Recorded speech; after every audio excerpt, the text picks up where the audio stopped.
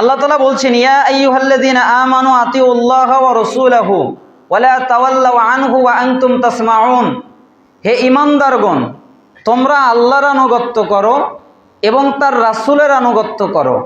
আল্লাহ যা বলে এইগুলো পালন করো, রাসূল যা বলে ওইগুলো পালন করো। আর যখন তোমরা তার কথা শ্রবণ করো, তার কথা শোনো, আল্লাহর কথা শোনো, রাসূলের কথা শোনো, তখন তা থেকে তোমরা মুখ ফিরিয়ে নিও না। মুখ ফিরিয়ে নেওয়ার অর্থ হলো আল্লাহর কথাটা না মানা। মুখ ফিরিয়ে নেওয়ার অর্থ হলো রাসূলের কথাটা না মানা। তোমরা এমনটা করো না। তাহলে এইখানেও আনফালের 20 নম্বর আয়াতে আল্লাহ তাআলার সাথে রাসূলের কথা বলে দিলেন।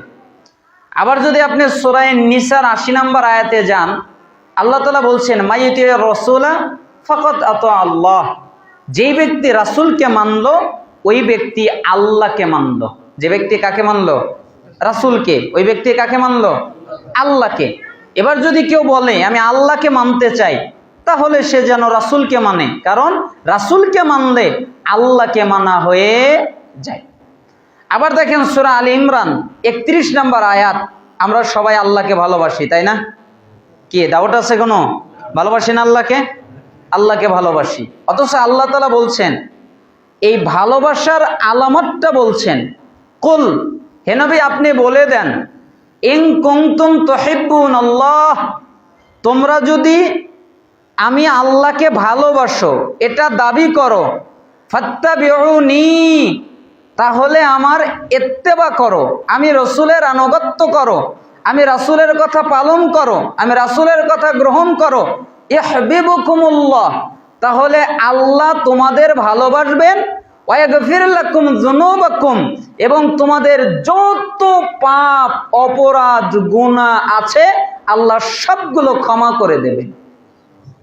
কাকে মানলে ক্ষমা হয়ে যাবে? রাসূলকে মানলে, রাসূলের ইত্তেবা করলে, রাসূলের আনুগত্য করলে আল্লাহর ভালোবাসা পাওয়া যায়। এই জন্য আল্লাহর ভালোবাসা পাওয়ার সবচেয়ে বড় আলামত হচ্ছে রাসূলের ইত্তেবা করা, রাসূলের আনুগত্য করা, রাসূলকে মেনে নেওয়া। যারা রাসূলকে মানে তারা আল্লাহকে ভালোবাসে, মহাব্বত করে। যারা রাসূলকে মানে না তারা আল্লাহকে ভালোবাসে না, তারা তাদের ভালোবাসায় মিথ্যাবাদী। আপনি যদি কোরআনুল কারীমের আরো যান, সূরা আহজাবের 36 নম্বর আয়াতে আল্লাহ তাআলা বলছেন, ওমা কানা লিল মুমিনিন ওয়ালা মুমিনাতিন ইযা কাদাল্লাহু ওয়া রাসূলুহু আমরান আইয়াকুনা লাহুমুল খিয়ারাতু মিন আমরিহিম ওয়া মা ইয়াসিল্লাহু ওয়া রাসূলুহু ফাকাদ দাল্লা দালালাম মুবিনা। আল্লাহ তাআলা বলছেন, কোন ঈমানদার পুরুষ আর ঈমানদার নারী এদের নিজের কোনো সিদ্ধান্তের অধিকার নাই। আল্লাহ এবং রাসূল তাদের কোনো কাজের আদেশ করলে তাদের ব্যক্তি স্বাধীনতা নাই।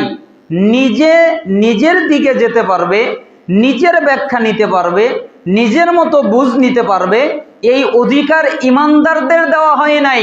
আল্লাহ যা বলবে তাই তারা পালন করে নেবে, রাসূল যা বলবে তাই তারা পালন করে নেবে। আর যে ব্যক্তি আল্লাহ এবং রাসূলকে অমান্য করবে সে স্পষ্ট পথভ্রষ্টতায় নিপতিত, সে গোমরা হয়ে যায়, সে ধ্বংস হয়ে যায়। তার মানে আল্লাহ রাসূল কোনো কাজের নির্দেশ দিলে ঈমানদার পুরুষ আর নারীর অন্যদিকে যাওয়ার কোনো অনুমতি নাই। আল্লাহ এবং রাসূল যা বলবে সে পালন করতে বাধ্য। তাহলে হাদিস মানতে হবে না? হাদিস মানে কি? রাসূল সাল্লাল্লাহু আলাইহি সাল্লামকে মানার অর্থ কি? হাদিস মানা না?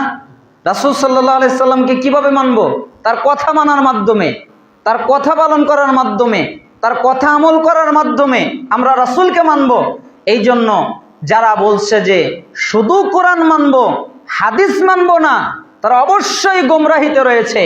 আপনি যদি হাদিসকে না মানেন, কিভাবে কোরআনুল কারীমের সালাতের কথা আছে, কয় ওয়াক্ত সালাত, কয় রাকাত সালাত, কোন জায়গায় কি পড়তে হবে, এটা তো কোরআনুল কারীমে নাই। কোরআনুল কারীমে লেখা আছে মৃত খাওয়া যাবে না, কিন্তু আমরা তো মাছ খাই। কোরআনুল কারীমে তো মাছের কথা উল্লেখ নাই। কোরআনুল কারীমে লেখা আছে চতুষ্পদ জন্তু খাওয়া যাবে, 4 পাওয়ালা জন্তু।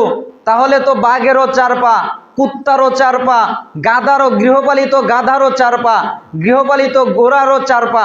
তাহলে কি সেগুলো খাওয়া যাবে? অথচ সেইগুলো কোরআনুল কারীমে নাই। আছে কোথায়? হাদিসের মধ্যে আছে।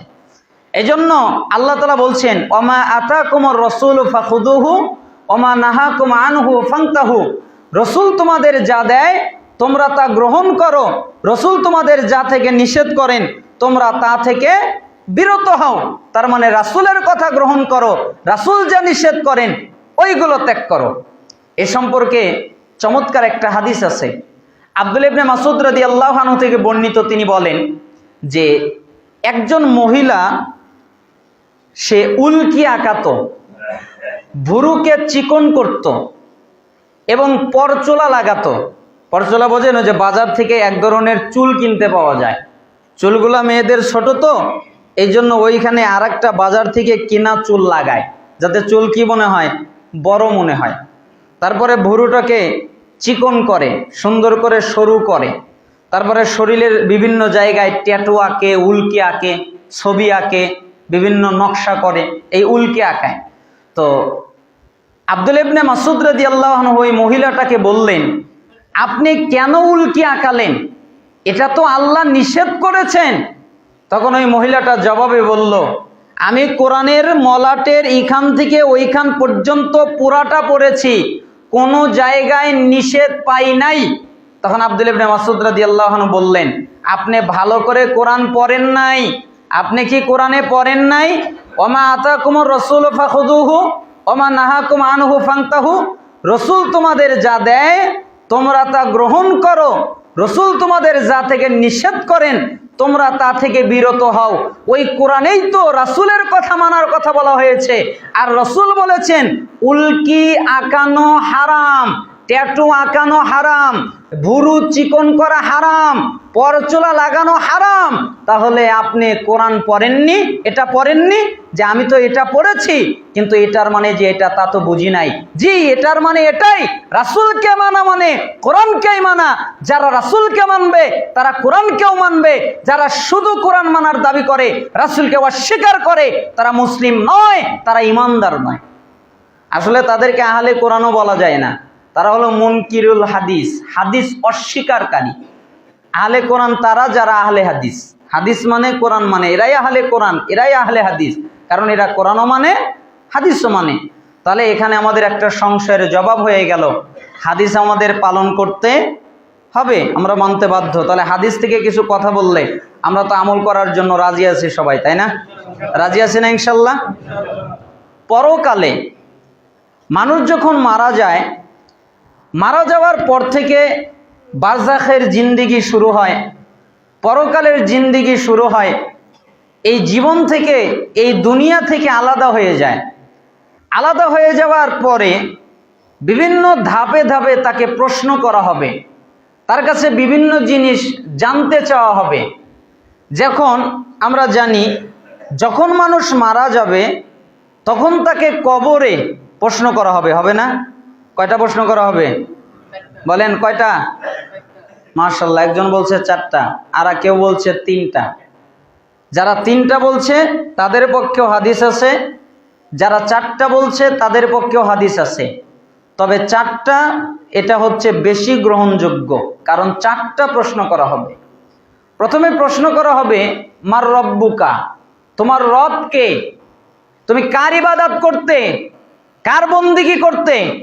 আপনি যদি বন্দিগি করেন কার্ল মার্কসের, আপনি যদি বন্দিগি করেন গণতন্ত্রের, আপনি যদি বন্দিগি করেন কোনো ব্যক্তির, আপনি যদি বন্দিগি করেন কোনো খাম্বার, আপনি যদি বন্দিগি করেন কোনো পিসাবের, আপনি যদি বন্দিগি করেন কোনো মাজারে যে শুয়ে আছে তার, আপনি যার বন্দিগি করবেন আপনার মুখ থেকে তার কথা বের হয়ে যাবে, আল্লাহর কথা বের হবে না।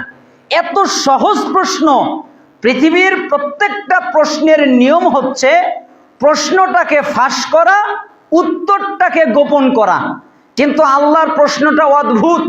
আল্লাহ প্রশ্নটাও ফাঁস করেছেন, উত্তরটাও ফাঁস করেছেন। যে প্রশ্নটা কি হবে, উত্তরটা কি হবে, তারপরেও জবাব দিতে পারবে না। কেন? সে আল্লাহকে মানে নাই, আল্লাহকে গ্রহণ করে নাই, আল্লাহর ইবাদত করে নাই। এই জন্য তার রব আল্লাহ একথা সে বলতে পারবে না, তার জবান দিয়ে আসবে না। যার ইবাদত করেছে, যার বন্দিগি করেছে, তার যার দাসত্ব করেছে, তার কথা তার মুখ দিয়ে বের হয়ে যাবে। জিজ্ঞেস করা হবে তোমার দিন কি? সে যদি সত্যিকার ভাবে ইসলাম অনুযায়ী চলে থাকে ইসলাম অনুযায়ী পরিচালিত হয়ে থাকে, তাহলে সে বলতে পারবে আমার দিন ইসলাম। কিন্তু সে যদি ইসলাম অনুযায়ী না চলে থাকে, সে কখনো বলতে পারবে না আমার দিন ইসলাম। জিজ্ঞেস করা হবে তোমার নবীকে, এই ব্যক্তি কে যাকে তোমাদের মধ্যে প্রেরণ করা হয়েছিল? যেই ব্যক্তি মুহাম্মদ সাল্লাল্লাহু আলাইহি সাল্লামকে পালন করেছে, ইত্তেবা করেছে, ফলো করেছে, মেনেছে, ওই ব্যক্তি বলতে পারবে। যে ব্যক্তি মুহাম্মদ সাল্লাল্লাহু আলাইহি সাল্লামের আনুগত্য করে নাই, মুহাম্মদ সাল্লাল্লাহু আলাইহি সাল্লামের পদ্ধতিতে ইবাদত করে নাই, তার পদ্ধতিতে সালাত আদায় করে নাই, তার পদ্ধতিতে দোয়া যায় জিকির আজকার করে নাই, তার পদ্ধতিতে ইবাদত করে নাই, করেছে হুজুরের পদ্ধতিতে, করেছে কোনো ব্যক্তির পদ্ধতিতে, করেছে কোনো সমাজের পদ্ধতিতে, করেছে কোনো এলাকার পদ্ধতিতে, তাহলে ওই ব্যক্তি বলতে পারবে না যে আমার নবী মুহাম্মদ সাল্লাল্লাহু আলাইহি সাল্লাম, কারণ সে তো মুহাম্মদ সাল্লাল্লাহু আলাইহি সাল্লামের পদ্ধতিতে ইবাদত করে নেই। এরপরে জিজ্ঞেস করা হবে, যেই ব্যক্তি তিনটার জবাব দিবে পারবে, আমার রব আল্লাহ, আমার দিন ইসলাম, আমার নবী মুহাম্মদ সাল্লাল্লাহু আলাইহি সাল্লাম, ওই ব্যক্তিকে আবার জিজ্ঞেস করা হবে তুমি যে এই তিনটা প্রশ্নের জবাব দিলা, এর উত্তর কোথায় পেলে?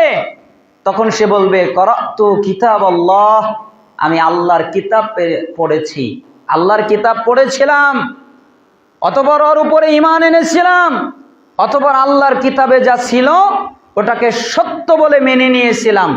খালি পড়েছি এমনটা নয়, আমি পড়েছি, আমি ঈমান এনেছি, আমি সত্য বলে মেনে নিয়েছি, আমল করেছি, এই কারণে আজকে আমি জবাব দিলাম। আর যে ব্যক্তি পারবে না সে বলবে হা হা লা আদ্রি, হায় হায় আফসোস, আমি কিচ্ছু জানি না, তবে মানুষ কি জানি বলতো, আমি এগুলো শুনতাম। এই জন্য সালাফরা বলতেন যারা শুধু শোনে, পড়ার প্রয়োজন বোধ করে না, জ্ঞান অর্জন করে না, এরা ফেল হবে, এটাই বেশি যুক্তিসঙ্গত। আর যারা পড়ে আমল করে তারা পাশ করবে, এটাই বেশি যুক্তিসঙ্গত, যা হাদিস দ্বারা বোঝা যায়। তাহলে মরার পরে চারটা প্রশ্ন হবে, তাই না? তারপরে মানুষ যখন মারা যাবে, পরকালে আরেকটা প্রশ্ন করা হবে। সেই প্রশ্নটা হলো, প্রত্যেকটা ব্যক্তিকে এই প্রশ্নটা করা হবে। একটা হলো আল্লাহর হক, আরেকটা হলো বান্দার হক। আল্লাহর হক, বান্দার হক সম্পর্কে প্রশ্ন করা হবে। কি প্রশ্ন করা হবে? সলাতের প্রশ্ন করা হবে। তুমি কি সলাত আদায় করেছিলে? তুমি কি নামাজি ছিলে? অনেকেই বলে নামাজ না পড়লে কি হবে, আমার ঈমান ঠিক আছে, তাই না? নামাজ না পড়লে কি হবে, আমার নামাজ পড়ার প্রয়োজন নাই, কিন্তু আমার কি ঠিক আছে? ঈমান ঠিক আছে। অথচ আল্লাহ রাসূল সাল্লাল্লাহু আলাইহি সাল্লাম বলছেন আউয়ালু মা ইউহাসাবু বিহিল আবদু ইয়াউমাল কিয়ামাতিস সালাহ ফাইন সালাহা সালাহা সাইরু আমালিহি ওয়া ইন ফাসাদাত ফাসাদা সাইরু আমালিহি। কিয়ামতের দিন বান্দার সর্বপ্রথম হিসাব হবে সালাতের। তার যদি সালাত টিকে যায়, যত ইবাদত করেছে সব টিকে যাবে। আর তার যদি সালাত না টেকে, গ্রহণ না হয়, যত ইবাদত করেছে সবগুলো বরবাদ হয়ে যাবে, বাতিল হয়ে যাবে। সালাত আছে, সব আছে, সালাত নাই, কিচ্ছু নাই। দান একটা ইবাদত না? সিয়াম একটা ইবাদত না? যাকাত একটা ইবাদত না?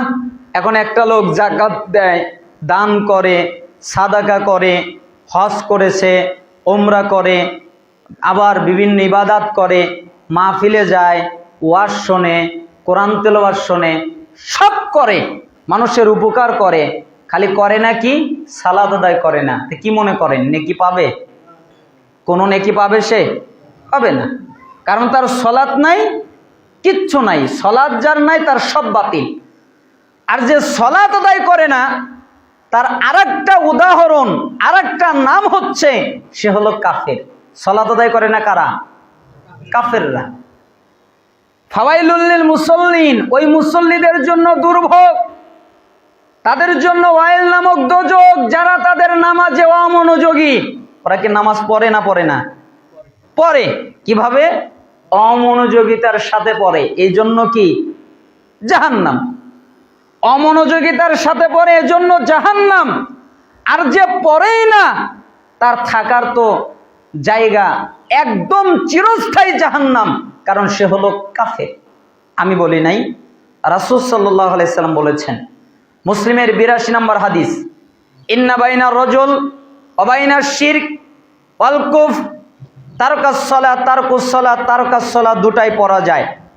নিশ্চয়ই একজন বান্দা, একজন কাফের, একজন মুশরিক, এদের মধ্যে পার্থক্য সলাত। যারা সলাত নামাজ আদায় করে এরা হলো ইমানদার, যারা সলাত আদায় করে না এরা হলো কাফের, এরা হলো মুশরিক। কে বলেছেন? রাসূল সাল্লাল্লাহু আলাইহি সাল্লাম বলেছেন। মুসলিমের 82 নম্বর হাদিস। তিনি আরো বলেন, তিরমিজি 2618 নম্বর হাদিসে, বাইনাল কুফরি ওয়াল ঈমান তারকুস সালাহ। ঈমান আর কুফর, ঈমান আর কুফর এর ভিতরে পার্থক্য সালাত। যেই ব্যক্তি সালাত আদায় করে ওই ব্যক্তির ঈমান আছে, যেই ব্যক্তি সালাত আদায় করে না ওই ব্যক্তির ঈমান নাই, ওই ব্যক্তি হলো কাফের। তিরমিজি 2621 নম্বর হাদিস, আল্লাহ রাসূল সাল্লাল্লাহু আলাইহি সাল্লাম বলেন, আল-আহদুল্লাযী বাইনানা ওয়া বাইনাহুমুস সালাহ ফামান তারাকাহা ফাকাদ কাফার। আমাদের মধ্যে আর তাদের মধ্যে পার্থক্য, আমরা যারা মুমিন, আমরা যারা ঈমানদার, তারা যারা কাফের, তারা যারা মুশরিক, আমাদের মধ্যে তাদের মধ্যে পার্থক্য সালাত। আমরা মুমিন আর ঈমানদাররা সালাত আদায় করি, তারা যারা কাফের মুশরিক তারা সালাত আদায় করে না। তাহলে রাসূলের ফতোয়া অনুযায়ী যারা সালাত আদায় করে না তারা মুসলিম না কাফের? কাফের। পরবর্তী প্রজন্ম সাহাবী আব্দুল্লাহ ইবনে মাসউদ রাদিয়াল্লাহু আনহু তিনি বলেন, মাল্লাম ইউসাল্লি ফালা দীনা লাহু। কোন বর্ণনায় মান তারাকা সালাহ ফালা দীনা লাহু। যে ব্যক্তি সালাত আদায় করে না ওই ব্যক্তির কোনো দিন নাই, ওই ব্যক্তির কোনো ধর্ম নাই। আলী রাদিয়াল্লাহু আনহু বলেন, মাল্লাম ইউসাল্লি ফাহুয়া কাফিরুন। যারা সালাত আদায় করে না এরা হলো কাফের। আবু দারদা তিনি বলেন, লা ঈমানা লিমান লা সালাতা লাহু। ওই ব্যক্তির ঈমান নাই যেই ব্যক্তি সালাত আদায় করে না। তার মানে সাহাবীদের ফতোয়া অনুযায়ী যারা সালাত করে না এরা কাফের। পরবর্তী প্রজন্ম তাবি আব্দুল্লাহ বিন শাকিক তিনি বলেন, কানা আসহাবু মুহাম্মদ সাল্লাল্লাহু আলাইহি ওয়াসাল্লাম লা ইয়ারুনা শাইআ মিনাল আমাল তারকু কুফরুন গায়রাস সালাহ। সাহাবীরা আমলের মধ্যে কোন আমল ছেড়ে দেওয়াকে কুফরি মনে করতেন না, একমাত্র সালাত ছাড়া। কেউ যদি সালাত ছেড়ে দিত তাহলে তাদেরকে কাফের মনে করা হতো। তিরমিজি 2622 নম্বর হাদিস। তার মানে যারা সালাত আদায় করে না এরা কাফের, এরা মুসলমান নয়, এরা ইমানদার নয়, এরা মুসলিম নয়, এরা মুশরিক, এরা ইহুদি, এরা খ্রিস্টান, এরা হিন্দু। মুসলমানি দিলে, খাতনা দিলে মুসলিম হওয়া যায় না। জুমার সালাত পড়ে মুসলিম হওয়া যায় না। খালি জুমার সালাত পড়বেন আর 5 ওয়াক্ত ত্যাগ করবেন, আপনি মুসলিম নয়, আপনি কাফের। শোনেন, যারা ওয়াক্ত মতো সালাত আদায় করে না তারা জাহান্নামী। যারা সালাতে অমনোযোগী তারা জাহান্নামী। যারা রাসূলের পদ্ধতিতে সালাত আদায় করেন এরাও জাহান্নামী। যারা বাড়িতে সালাত আদায় করে মসজিদে পড়েন এরা হলো মুনাফিক। এদেরকে মুসলিম বলা হয় না। রাসূলুল্লাহ সাল্লাল্লাহু আলাইহি সাল্লামের সময়ের মুনাফিক যারা, তারাও মসজিদে জামাত ত্যাগ করতো না। কেন? ভয় পেত যে আমাকে যদি কতল করা হয়, হত্যা করা হয়, এই ভয়ে মসজিদে গিয়ে সালাত আদায় করত। এই জন্য সালাফরা বলতেন যারা বাড়িতে সালাত আদায় করে এরা হলো মুনাফিক, যারা মসজিদে গিয়ে 5 ওয়াক্ত সালাত আদায় করে এরা হলো ইমানদার, আর যারা ইচ্ছা করে 1 ওয়াক্ত সালাত ছেড়ে দেয় এরাই হলো কাফের। নতুন করে আর কিছু লাগবে? তাহলে সালাত আদায় না করলে সে কি? কাফের। তার এটাই পরিচয়। খাতনা দিলে যা কিছু করেন কিচ্ছু আসে যায় না। মুসলমান নাম আপনার, তাতে কিছু আসে যায় না, আপনাকে ইসলামে নেবে না। আর আপনি বেনামাজি, আপনার জানাজা নেই, আপনার জন্য দোয়া নেই, আপনার জন্য মাগফিরাত কামনা নেই, আপনাকে মুসলমানের কবরস্থানে দাফন দেওয়া জায়েজ নেই, আপনি আপনার মেয়েকে বিয়ে দিলে ওই বিয়ে জায়েজ নেই, আপনি কোনো বিয়ে করলে নামাজি মেয়েকে ওই বিয়ে বৈধ নয়, আপনি যদি কিছু পশু জবে করেন ওটা খাওয়া বৈধ নয়। কত ক্ষতি দুনিয়াতেই। যারা সালাত আদায় করে না, যারা বেনামাজি, তাতে কি বুঝলেন? সালাত আদায় করতে হবে না, হবে না? রাজি আছেন সবাই? আল্লাহ তাআলা যেন কবুল করে নেন। অন্তত আজকের পর থেকে যেন আমরা সালাত ত্যাগ না করি, আল্লাহ তাআলা যেন আমাদের তৌফিক দান করেন। তাহলে কিয়ামতের দিন সালাত সম্পর্কে হিসাব নেওয়া হবে। সালাতের হিসাব টিকলে সব টিকবে, সালাত না টিকলে কিচ্ছু টিকবে না। এটা হলো আল্লাহর হক। আর বান্দার হক হলো রক্তপাত সম্পর্কে জিজ্ঞেস করা হবে, তুমি অমুককে কেন হত্যা করেছিলে, এই সম্পর্কে জিজ্ঞেস করা হবে। তৃতীয় পয়েন্ট, আর একটা জিজ্ঞেস করা হবে, কিয়ামতের দিন বিশেষ 5টা প্রশ্ন করা হবে। যতক্ষণ পর্যন্ত আপনি 5টা প্রশ্নের উত্তর না দিতে পারবেন, 5টা প্রশ্নের জবাব না দিতে পারবেন, ততক্ষণ পর্যন্ত আপনাকে পা নড়াচড়া করার অনুমতি আল্লাহ দিবেন না। ইচ্ছা করলে আপনি হাত নড়াতে পারেন, ইচ্ছা করলে শরীর নড়াতে পারেন, ইচ্ছা করলে পা নড়াতে পারেন, কিন্তু কিয়ামতের মাঠে আপনার হাত পা কিচ্ছু নড়বে না যতক্ষণ পর্যন্ত 5টা প্রশ্নের জবাব না দেবে। আব্দুল ইবনে মাসউদ রাদিয়াল্লাহু আনহু তিনি বলেন, রাসূল সাল্লাল্লাহু আলাইহি সাল্লাম বলেছেন, কিয়ামতের দিন 5টা প্রশ্নের উত্তর না দেওয়া পর্যন্ত আদম সন্তান তাদের পা নড়াতে পারবে না। আন উমরিহি ফিমা আফনাহু ওয়া আন শাবাবিহি ফিমা আবলাহু ওয়া আন মালিহি মিন আইনা ইকতাসাবাহু ওয়া ফিমা আনফাকাহু ওয়া মাযা আমিলা ফিমা আলিমা। এই 5টা প্রশ্নের জবাব দিতে হবে। 1, তুমি তোমার বয়সকে কোন কাজে ব্যয় করেছো এটা আমাকে বুঝিয়ে দাও, তারপরে তোমাকে নড়াচড়ার অনুমতি দিব। আপনি 60 বছর কি করেছেন, আপনি 70 বছর কি করেছেন, এই 60 বছর আল্লাহকে বুঝাতে হবে, এই 70 বছর আল্লাহকে বুঝাতে হবে। এরপরে আবার জিজ্ঞেস করা হবে যৌবনকাল সম্পর্কে। আপনার 18 বছর থেকে নিয়ে 40 বছর পর্যন্ত এই যৌবনকাল কি আপনি কোন কাজে ব্যয় করেছেন, আল্লাহকে যতক্ষণ পর্যন্ত না বুঝাতে পারবেন ততক্ষণ পর্যন্ত আপনি নড়াচড়া করতে পারবেন না, আল্লাহ আপনাকে নড়াচড়ার অনুমতি দিবেন না। 3, আপনি যে সম্পত্তি অর্জন করেছেন, 5 তলা বাড়ি করেছেন, 10 তলা বাড়ি করেছেন, 2-3টা বাড়ি করেছেন, অনেক মিল কলকারখানা করেছেন, অনেক গাড়ি করেছেন, এগুলোর টাকা আসলো কোথায় থেকে, উৎস কি, এটা আপনাকে আল্লাহকে বুঝিয়ে দিতে হবে। আপনার যেই সম্পত্তি অর্জন হয়েছিল, যেইগুলো অর্জন করেছিলেন, ওইগুলো কোন কাজে ব্যয় করেছিলেন, এটা আল্লাহকে বুঝিয়ে দিতে হবে। আপনার যেই জ্ঞান ছিল, আপনার যেই ইলম ছিল, আপনি ওই জ্ঞান অনুযায়ী কি আমল করেছিলেন, এটা আল্লাহকে বুঝিয়ে দিতে হবে। আপনারা কি মনে করেন, সুদ খাওয়া হালাল না হারাম? ঘুষ খাওয়া হালাল না হারাম? মিথ্যা বলা হালাল না হারাম? জিনা ব্যভিচার করা হালাল না হারাম? তাহলে বোঝা যাচ্ছে আপনাদের জ্ঞান আছে, তাই না? তাহলে সুদ খাওয়া হারাম এটা জানার পরেও যারা হালাল মনে করে খায়, ঘুষ খাওয়া হারাম এটা জানার পরেও যারা খায়, মিথ্যা বলা হারাম এটা জানার পরেও যারা মিথ্যা বলে, তাহলে তাদের কি হবে, যে এলেম অনুযায়ী তারা কি আমল করেছে এটা যতক্ষণ পর্যন্ত না বলবে ততক্ষণ পর্যন্ত পা নড়াচড়া করতে পারবে না। মিশকাতের 5197 নম্বর হাদিস এটা। তাহলে 5টা জিনিস বোঝাতে হবে। 1, পুরো বয়স বোঝাতে হবে। 2, পুরা যৌবনকাল বোঝাতে হবে। 3, সম্পত্তি কিভাবে অর্জন করেছে তা বোঝাতে হবে। 4, সম্পত্তি কোথায় ব্যয় করেছে তা বোঝাতে হবে। 5, জ্ঞান অনুযায়ী কি আমল করেছে এটা বোঝাতে হবে। এই 5টা বোঝানোর আগ পর্যন্ত আল্লাহ তাকে নড়াচড়ার অনুমতি দিবেন না। আল্লাহ সুবহানাহু ওয়া তাআলা যেন আমাদের ইহসান করেন, আমাদের হিসাব নিকাশ যেন সহজ করে দেন এবং আমাদেরকে যেন নাজাত দান করেন, আমাদেরকে যেন জান্নাতের জন্য কবুল করে নেন।